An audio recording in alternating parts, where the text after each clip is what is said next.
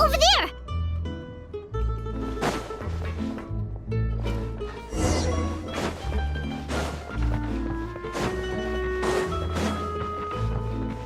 What's the hurry? Oh, where is she going? Oh, if someone sees her, we're toast!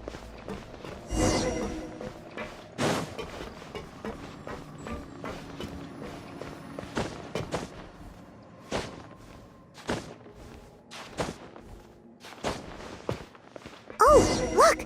She stopped! Cryo is always far more effective in the rain.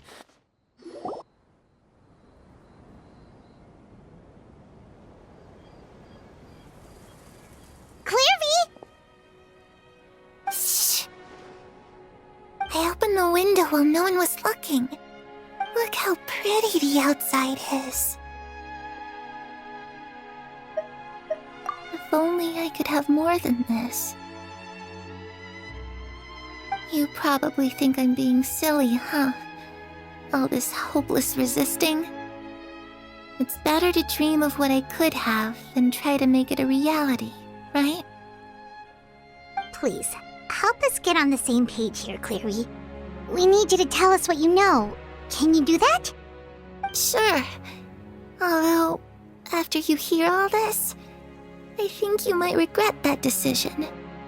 Everyone in this family is nothing more than a tool, something to be used and exploited. We're all expendable, including me. As long as you're useful, you get to stick around.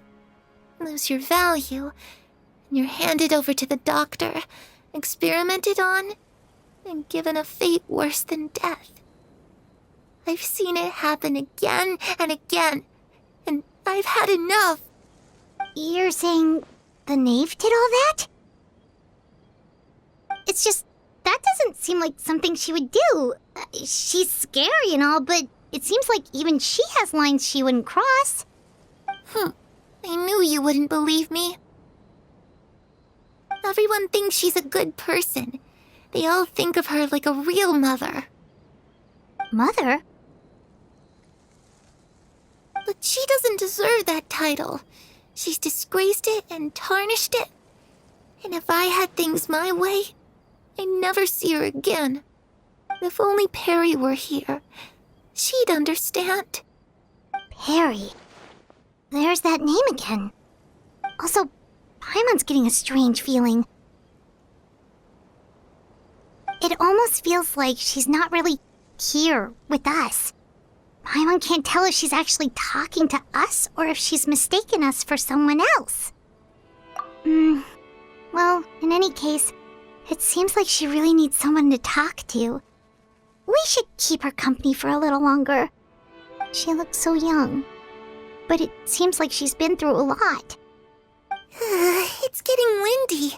I should close the window. Ooh, look at the moon. Isn't it pretty? Hey, wanna hear a secret? I heard that if you look up at the night sky in Snezhnaya, you can see the aurora. It's supposed to be super pretty. Even prettier than the moon tonight. Perry and I promised each other that once we're older, we're gonna go see it together. But I can't find her. I'm worried she's also been... No, that wouldn't happen to her. She's special. Mother likes her a lot. I should really go talk to Mother, but we just fought. She doesn't want to see me, and I'm too scared to face her. What should I do?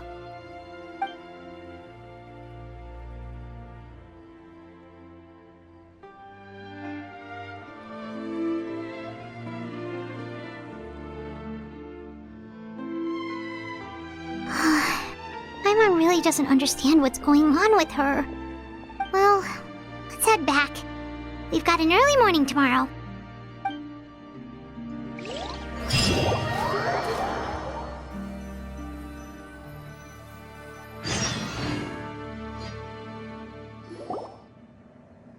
All right, looks like we're all here. Let's go ahead with the plan. Oh? What is it? What makes you ask that? Clairvy last night, and that's what she told us. We met the doctor back in Sumeru. He's super dangerous, and he's done all sorts of bad things. It's possible that Father and the doctor have had certain dealings, but I don't think Father would work with him. We're not really on the same side, so there's not a lot of trust between them. That doesn't exactly set the stage for a successful partnership. I did hear, though, that when Father first became a Harbinger, the doctor offered to work with the House of the Hearth. Father rejected most of his proposals, except for one. It had to do with some sort of secret experiment. Secret experiment? Could that be what Clairvy was talking about? I don't think so. I don't know any details about the experiment itself, but I do know it's an entirely independent operation. The doctor only proposed a direction for the research. That was the extent of his involvement. I still don't think that counts as working together. The details of the experiment are confidential, but complete records are kept on all participants. That doesn't seem to be the case with the situation Clairvy referred to. I know you don't agree with some of the Fatui's methods, and I'm not asking you to. But I am asking you to trust us on this. The House of the Hearth has its own principles. There are certain lines we're not willing to cross. Alright, that's good to hear at least. Clairvy seems to think the knave and the doctor worked together to do something horrible. If that turned out to be true, Paimon doesn't know how he would even face you guys. It's just that it doesn't seem like Clairvy is lying either. The easiest thing to do would be just ask the knave directly, but Paimon doesn't think she'd tell us. Father didn't come back last night. She's probably still near the shore. We'll be counting on you to distract her. Lynette, you're with me. Fremine, you know what to do. Be on your guard, everyone. All right, let's get to it.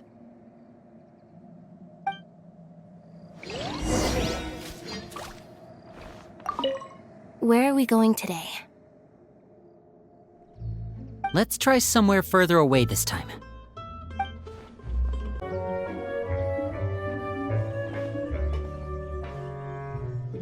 Ah, it's you two again. I must say, you look a bit pale. Did you have trouble sleeping last night? A little.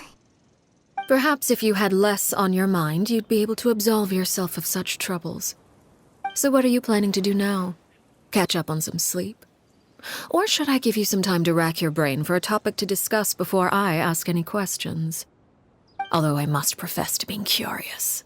Without Child here, how do you plan on distracting me? Us? Distract you? A good one. But no, we were just here for a chat. Looks like you could have used some extra time to think. No matter. If you don't have any other plans, why don't you accompany me somewhere? Don't worry. I'll be sure to steer clear of any scheming children. The ocean breeze is sure nice today. Children always think they can hide things from the grown-ups. But nothing gets past me. Least of all a little scheming. I think I'll let them have at it for a little longer. I can be very patient. Well, I'll leave you to think things over. If you're so inclined, meet me outside the Palais Mermonia. Good things come to children who do as they're told. So I do hope you decide to tag along. If only for your friends' sakes. What should we do? She clearly knows about everything we've been doing, and Paimon doesn't think it'd be a stretch to say she was threatening us just now.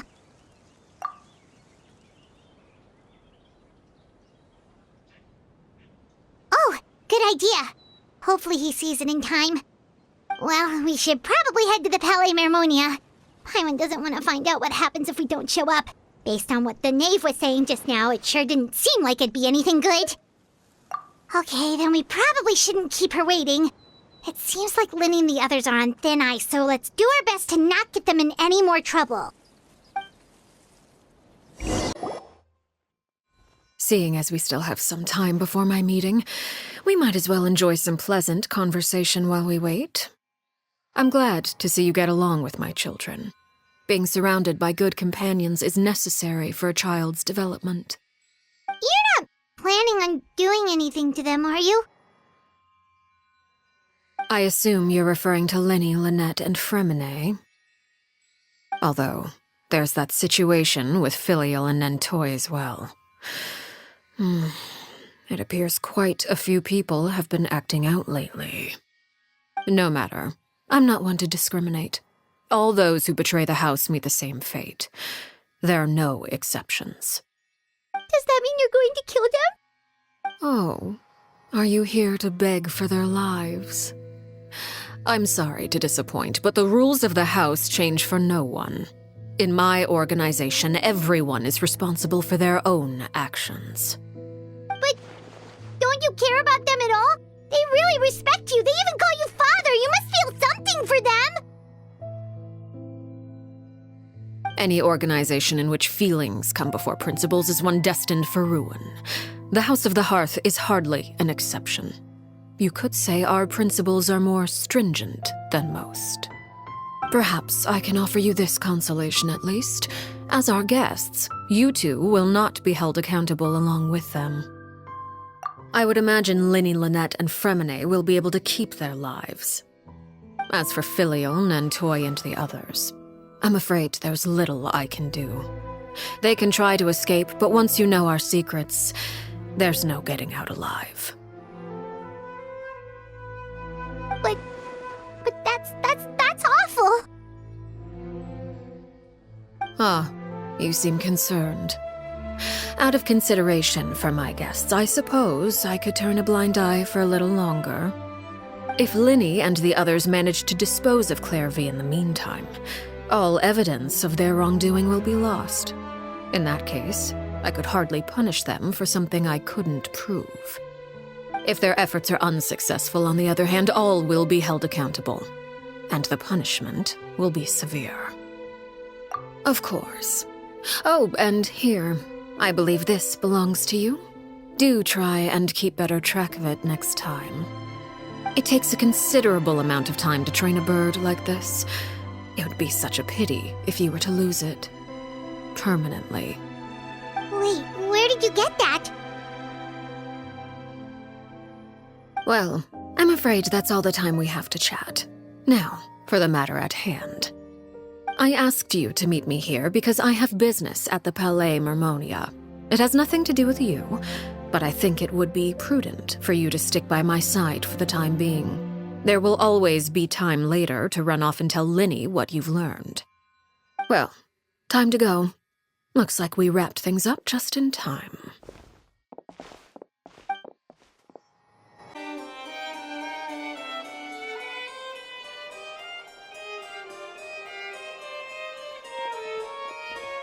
It's been a while, Monsieur Neuvillette. I must say, I wasn't expecting my meeting request to be approved quite so quickly. The Palais Mermonia operates with an efficiency worthy of admiration. It is only right that an esteemed diplomat such as yourself should be afforded the proper level of respect. Although, if I may speak plainly, I must confess that I did not anticipate we would have the occasion to meet again after presenting you with the Gnosis. I see you brought the Traveler and Paimon with you as well. If I may inquire as to the purpose of your visit. I'll be departing Fontaine shortly. There is, however, an outstanding matter that I would like to see resolved before I go. It requires a rather lengthy explanation, I'm afraid. So I took the liberty of explaining everything in this proposal. Please review it at your leisure, Monsieur Neuvillette.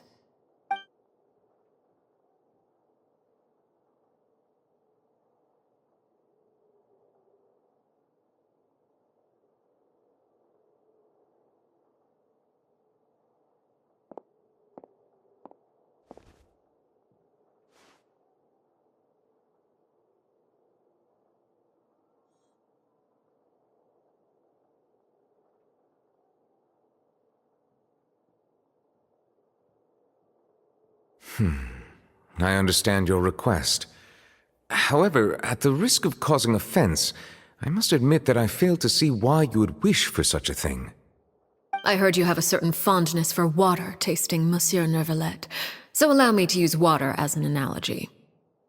A family is like a large body of water with countless rivers flowing in and out.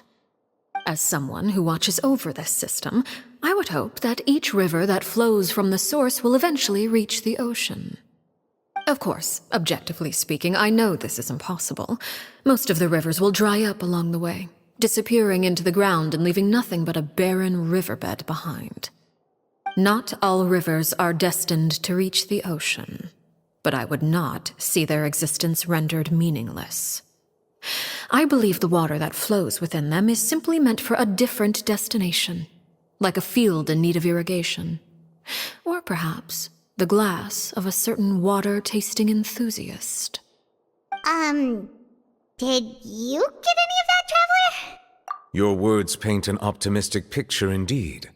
Allow me to remind you, however, few among us are willing to sip from a glass filled with tainted water. It may have been tainted at one point in time, but not to worry. I'll make sure it's strained of all impurities and returned to its cleanest form.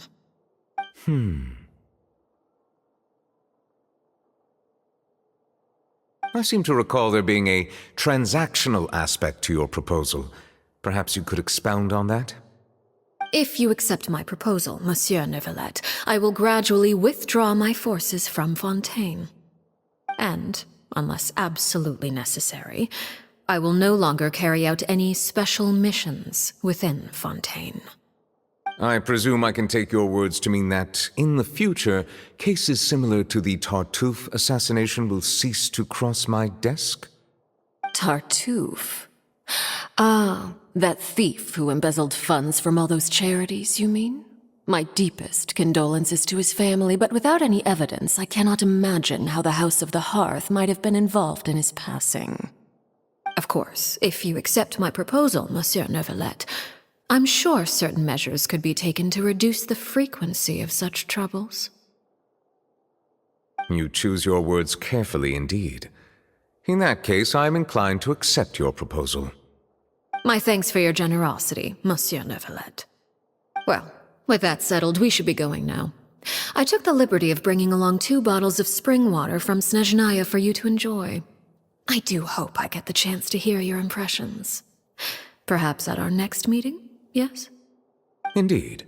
I trust you would not overlook your commitment in the meantime.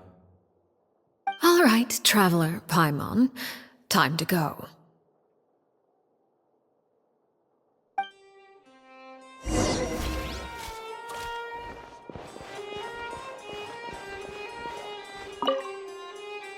I believe I've told you before that my emotions easily resonate with those of others. Yet in the few meetings I've had with that Harbinger, I haven't been able to sense any aspect of her emotional state. Her mind is like a still body of water. Who knows what darkness lies in its depths, and the lack of ripples on the surface gives nothing away. It's unclear whether this is her natural state of being, or whether it's an incredible strength of will that gives her the ability to master her emotions. Either scenario, however, suggests she is a very dangerous individual. I do not expect an explanation as to why you two are by her side. Whatever your reasoning, I would only advise you to take caution.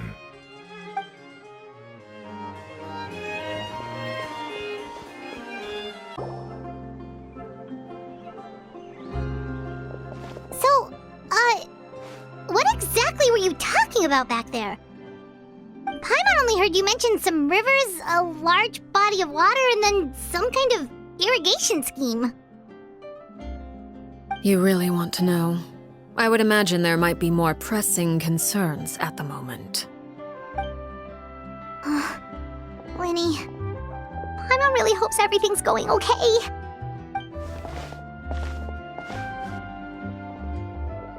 Oh, Paimon recognizes that look. You've got your thinking cap on, don't you, Traveler?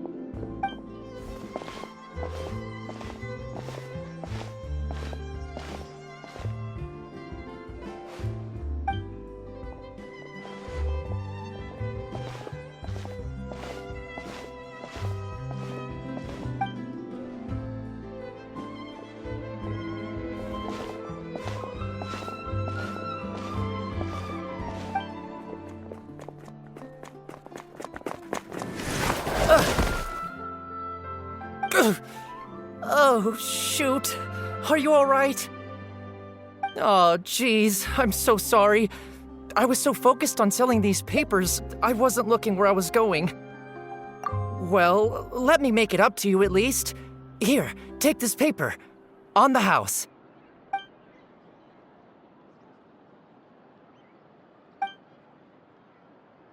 Oh, you don't have to give us anything. Please, I want to. It's not like I'm short on supply. All the extras will be useless come tomorrow anyway. It's my fault, really. I was just trying to bring home some extra mora for the family, but I bit off more than I can chew. I haven't had many takers today, so I'm still swimming in papers. What's going on here? Nothing much. I just ran into your friend here on accident. I should probably get going, actually, so... Hold on. Of course, I'm happy to compensate you with mora, it's just... I don't have any on me at the moment. I'll take 3 papers. Here. Your payment. Oh! Thank you for your patronage. May the Archons bless you with good fortune. If only I had the chance to run into such generous customers every day. I should probably just take on a smaller inventory though, right? I'm getting married soon, so sometimes it's hard to not get ahead of myself. Anyway, I should head out. Goodbye! Well, now that my affairs are settled, we should take the boat back to Poisson. We've even acquired some light reading to enjoy along the way. Actually, why don't we stick around for a little longer? Paimon just realized how hungry she is. She can't head back to Poisson on an empty stomach.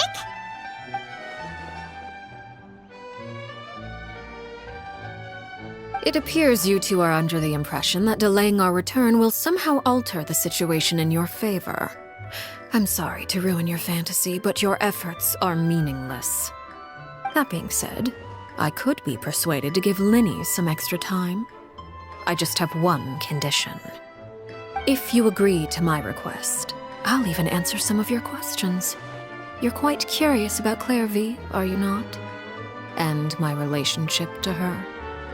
Wait, why are you being so generous all of a sudden?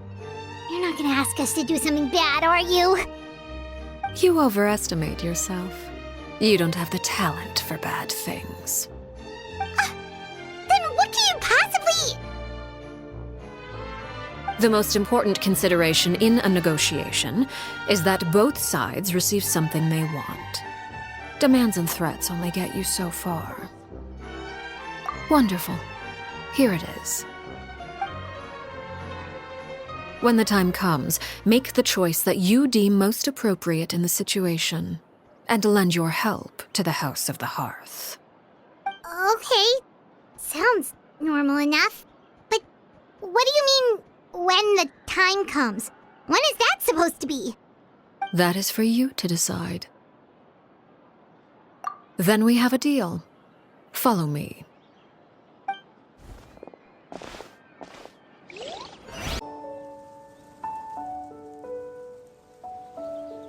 What is this place? Somewhere long forgotten by everyone. It used to be a grand building.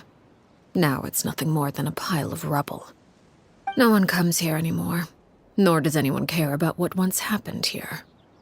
Although, this place does have something to do with the story I'm about to tell you. It was before I became a Harbinger, and before Linny and the others joined the House of the Hearth. Due to certain events, I first killed Clairvy and then her mother.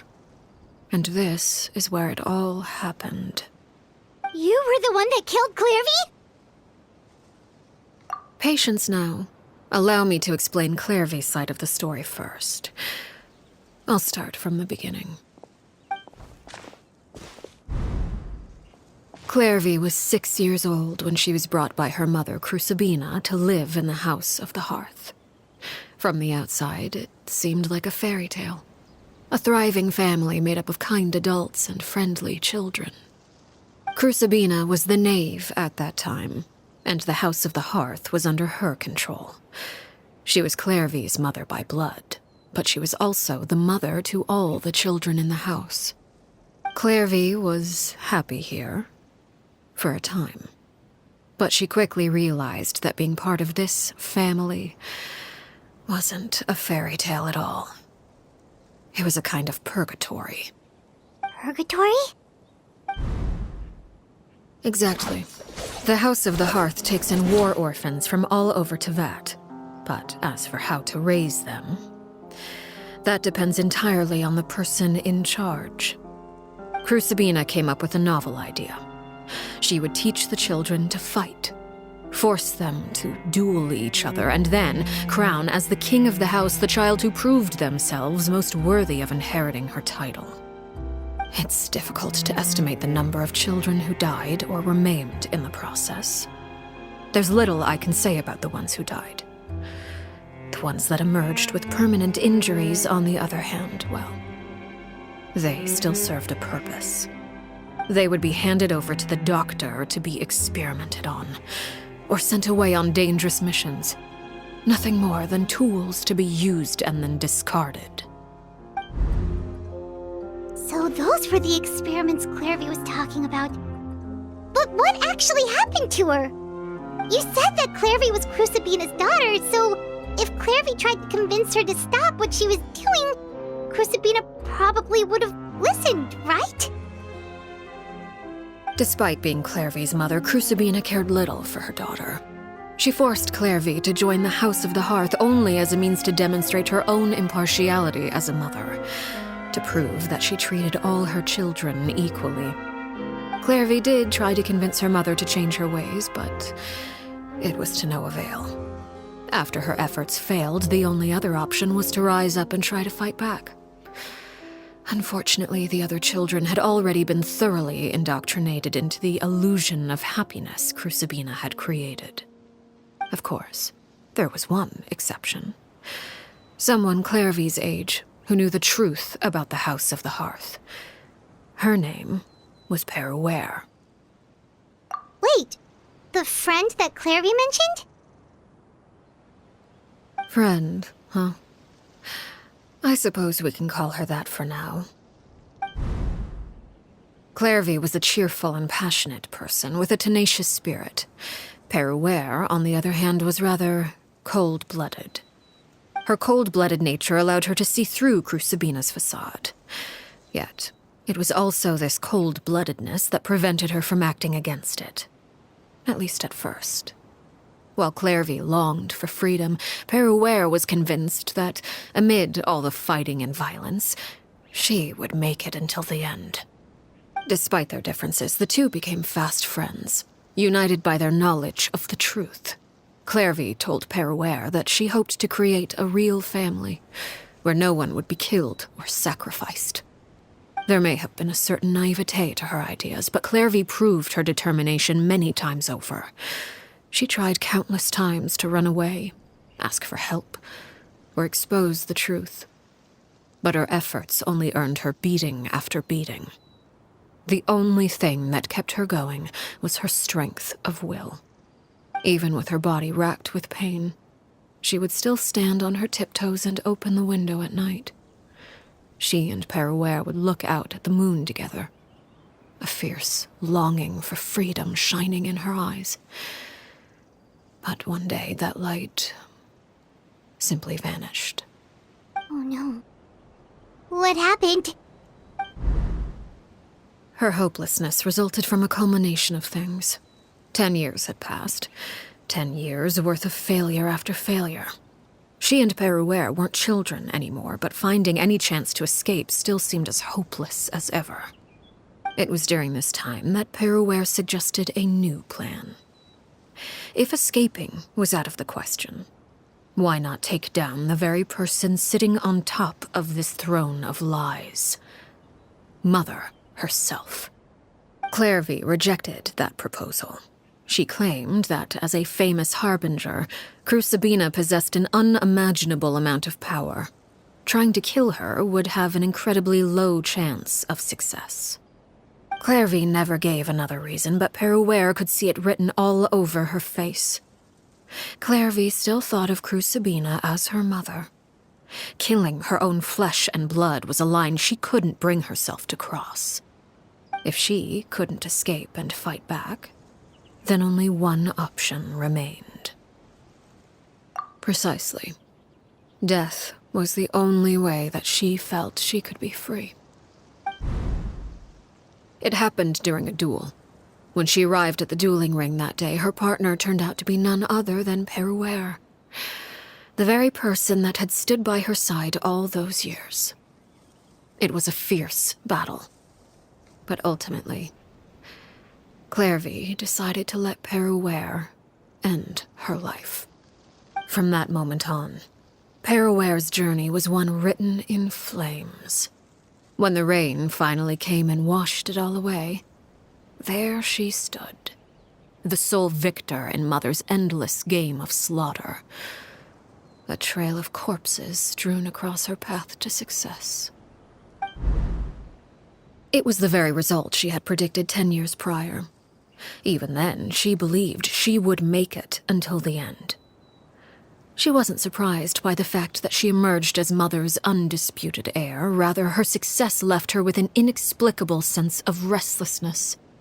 She was unsettled, and there was only one thing that could quell that sensation. Perhaps you two would like to take a guess as to what it was? Crucibina, you mean? But... Correct. This is the place where Peruere killed her best friend. A mere year later, this is also the place where she fought tooth and nail to kill the mother they shared. The moment she acted, any conception of what was right or wrong ceased to matter. It's one of the principles of the house. Only those who survive get to write the rules. Peruere won the battle, and became a harbinger herself. After which Her Majesty, the Tsaritsa, bestowed upon her a new name. Arlecchino. So the Perry Clairvy was talking about... It was you all along. You're Peruere. Arlecchino is just a name you got later. I left that name behind long ago. I must say, hearing it now does bring back memories. After I defeated Crucibina, the moniker of Mother died with her. I chose to forego the title she called herself, and even chose to give up my own name.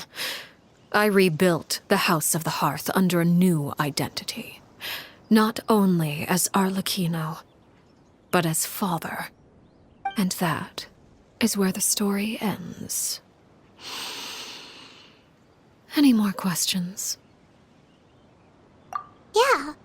Based on what you just told us, Clairvy wasn't a little kid when she was killed. So the Clairvy we met...